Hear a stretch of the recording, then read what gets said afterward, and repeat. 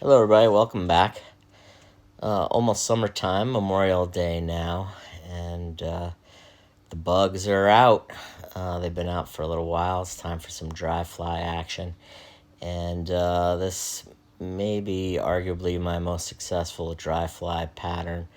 And I've heard people argue that this is pretty much the only fly you need, and this is such a simple fly to tie. It's a guide fly, and it's CDC thread body, very very simple. Invention is credited to a Slovenian fly angler whose name was in the title there. I'm just going to go for Marjan Fratnik. I'm not sure if that's how you pronounce it. And it's CDC, so CDC has its difficulties, especially when you start catching fish, but it is so simple to tie.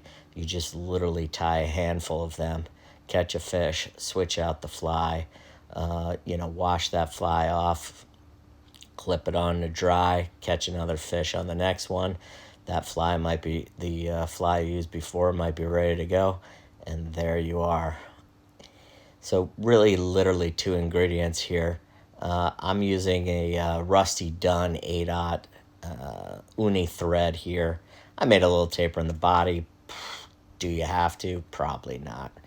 And just two natural Dun CDC feathers here. I'm going to squeeze them together, make them a little long on the hook. Pinch wrap, 2 pinch wraps, 3 pinch wraps. Going a little progressively tighter and tighter. CDC is a little slippery. And then do a couple wraps on the lifting up the butt ends, and then a couple of wraps on the top there. That should really secure it down. Clip the butt ends as close as you can, and try and, you see that first move I did there, scoop under it and clear up that eye there and build a head.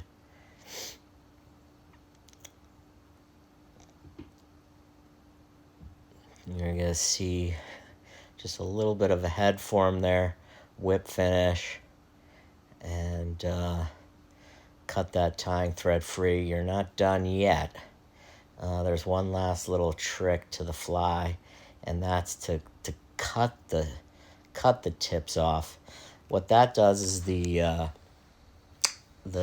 fine ends of the CDC have a very thin stem, so by doing it a little bit long and then clipping back, you get to the stiffer part of the stem, so that wing is just a little bit stiffer and stands up a little bit better. Here I'm going to tie a slight variation that I do because I use a lot of CDC. I keep all those scraps and I cut them up, and I keep it for dubbing. So I'm just going to, the same CDC that you use for the wing, just dub it on the thread there and make a body. Looks a little disheveled now. We'll be cleaning it up in a minute. And just keep getting that dubbing on there thick. And gives the body a little bit of buggier of a fly. The fly doesn't ride high like a stiff hackle or a rooster hackled dry fly. The hook, the body of the fly rides in the water, and that wing down. And it most obviously looks like a caddis, but I'm telling you, it's confused for a mayfly, anything. It's just a great imitative pattern that covers everything. So you see there, I pulled out the excess, and then I just strengthened it by doing a little spiral wrap down, spiral wrap back. That tightens up the body, flattens that extra. And here you go, two natural CDC. Again, pinch tighter, some progressively tighter wraps there underneath the butt ends, then on top really locks it in on top there so things aren't going to spin around. Cut those off as close as you can, and what I like to do is do a wrap behind there just to lift that wing up a little bit more. Clean up the head area, then build a head, whip finish. And just like before, I tied it a little bit long. so that we can clip the ends off to the size of the hook that you want.